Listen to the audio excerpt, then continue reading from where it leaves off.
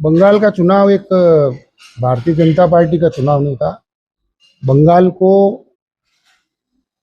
जिस तरह से पिछली सरकारों ने एक पनाहगाह और वो लोग जो रोहिंग्या बांग्लादेशी जो भारत की सभ्यता को खत्म करने पर तुले हुए थे, उन लोगों का एक अड्डा बना दिया था बंगाली लैंग्वेज में।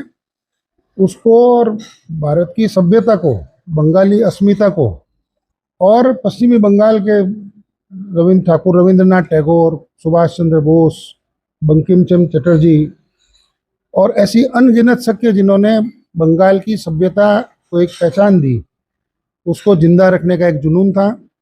भारत में जिस तरह से घुसपैठिए आ रहे थे, पश्चिमी बंगाल उसका एक बड़ा मुख्य द्वार था।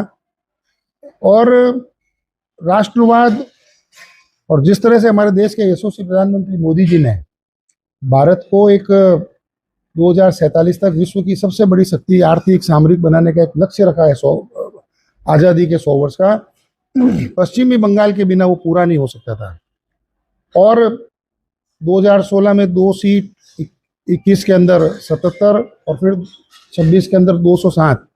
भारतीय जनता पार्टी हमेशा एक लक्ष्य रखकर काम करती है और उस लक्ष्य के अंतर्गत ही सभी कार्यकर्ताओं को देश भर से झोंकती है। मैं एक कार्यकर्ता के रूप में 4 महीने वहां पर था और जिस तरह से वहां के लोगों ने एक आशा की किरण सभी के ऊपर दिखती थी कि भारतीय जनता पार्टी एक ऐसी पार्टी है जो राष्ट्रवाद के ऊपर, और देश के यशस्वी प्रधानमंत्री नरेंद्र मोदी, माननीय गृह मंत्री अमित शाह जी, माननीय नितिन नवीन जी, माननीय सुनील बंसल जी, माननीय भूपेंद्र यादव जी और अमित मालविया जी, पूरी एक टीम थी। ये तो नाम कुछ वरिष्ठ लोगों के हैं, ऐसे असंख्य बंगाल के लोग जिन्होंने इस मुहिम के अंदर, क्योंकि हम तो हमारा काम कर सकते थे और उनके पीछे रहकर एक संगठनात्मक कार्य कर सकते थे, पर धन्यवाद देना चाहूँगा बंगाल की जनता को जिन्होंने भारत के अंदर यह दिखा दिया कि भयमुक्त वातावरण में अगर जनता को वोट देने का अधिकार ढंग से मिल जाए तो वो भी 100% मतदान कर सकते हैं। हम तो सिर्फ बात करते थे, पहले जलपान, फिर पहले मतदान फिर जलपान। उन्होंने वास्तव में, बारिश आई फिर भी खड़े रहे 2-2, 3-3 घंटे। और मैं ऐसे कई लोगों को जानता हूं जिनकी 3 पीढ़ियों ने पहली बार बंगाल में वोट दिए।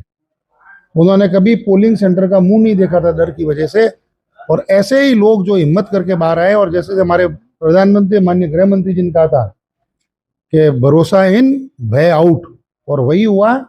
23 और 29 तारीख के बंगाल के इस मतदान के अंदर लोगों ने खुलकर भारत के लिए, राष्ट्रीयता के लिए, राष्ट्रीय एकता के लिए, हिंदुत्व के लिए और सनातन के लिए वोट किया। और उसी का परिणाम है कि 207 विधानसभा सीटें लेकर भारतीय जनता पार्टी 2/3 से अधिक बहुमत और विजय रही।